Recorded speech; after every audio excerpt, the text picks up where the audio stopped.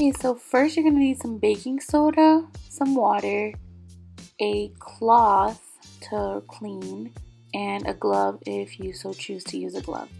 So you're going to want to start off by taking any of these jewels if you have any on your crocs.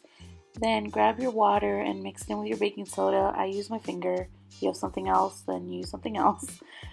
Dip your cloth in it, and then you're pretty much just going to start scrubbing everywhere. Scrub, scrub, scrub.